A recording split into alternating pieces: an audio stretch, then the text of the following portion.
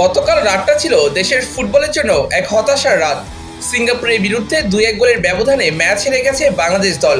তবে ম্যাচের ফলাফল অন্যরকম হতেই পারত, কারণ বাংলাদেশ একের পর এক আক্রমণ করেছে, গোলের দারুণ সব চান্স ক্রিয়েট করেছে, কিন্তু দিন শেষে একজন ফিনিশারের অভাব আবারও ভুগিয়েছে বাংলাদেশ দলকে।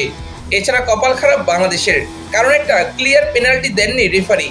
যাই হোক, এই ম্যাচে বাংলাদেশ কেমন ফুটবল খেললো, ম্যাচের পজিটিভ ও নেগেটিভ সাইড কোনগুলো, সেটা নিয়ে চলুন আজকের ভিডিওতে আলোচনা করি। একেবারে শুরুতেই কথা বলা যাক ফরমেশন নিয়ে। 4-2-3-1 ফরমেশনে একাদশ সাজিয়েছিলেন কাবরেরা। ভুটান ম্যাচ থেকে 3টা পরিবর্তন নিয়ে মাঠে নেমেছিল বাংলাদেশ দল। তাজউদ্দিন, অধিনায়ক জামাল ভুঁইয়া এবং সোহেল রানার পরিবর্তে একাদশে ছিলেন জুনিয়র তপু, হৃদয় এবং সামির সোম। কাবরেরার নির্বাচিত একাদশ নিয়ে বিশ্লেষকদের আপত্তির জায়গা রয়েছে। প্রথম কথা হচ্ছে, লেফট ব্যাকে সাদউদ্দিনকে খেলানো ছিল আত্মঘাতী সিদ্ধান্ত। সাদউদ্দিনের ম্যান মার্কিংয়ে বড়সড় রকমের দুর্বলতা আছে।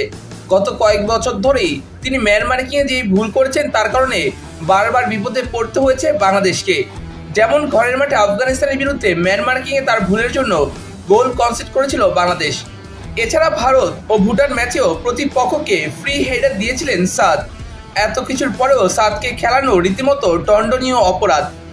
সেইটার জন্য কাবরেরাকে কাঠগড়ায় দাঁড় করানো উচিত।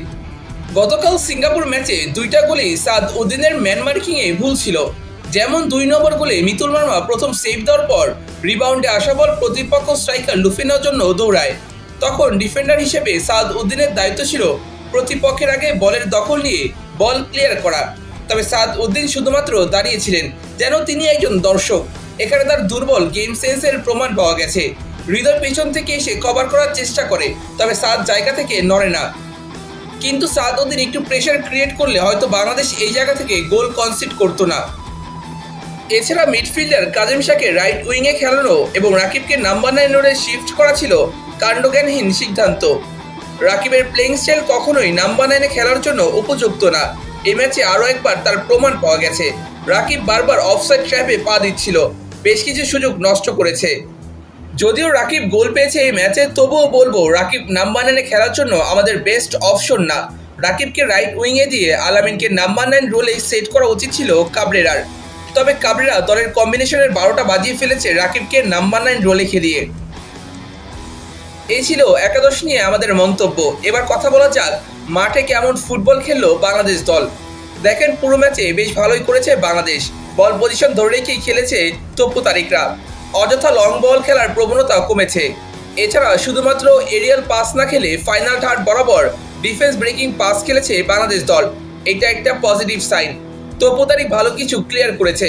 সামির সোম নিজের অভিষেক ম্যাচে আলো ছড়িয়েছেন, ড্রিবল করে ডিফেন্স ব্রেকিং পাস দিয়েছেন। এছাড়া বাংলাদেশ গোল পোস্টে 13টা শট নিয়েছে। সিঙ্গাপুর কোনো কর্নার পায়নি, সেখানে বাংলাদেশ কর্নার পেয়েছে 11টা।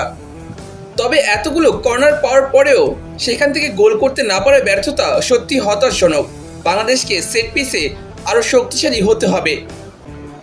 তবে বাংলাদেশ সিঙ্গাপুরের বিরুদ্ধে যেই ধাঁচের ফুটবল খেলেছে সেটা সত্যি প্রশংসনীয়। Option Morsaleen with the ball in and a header from Tariq Kazi of almost once again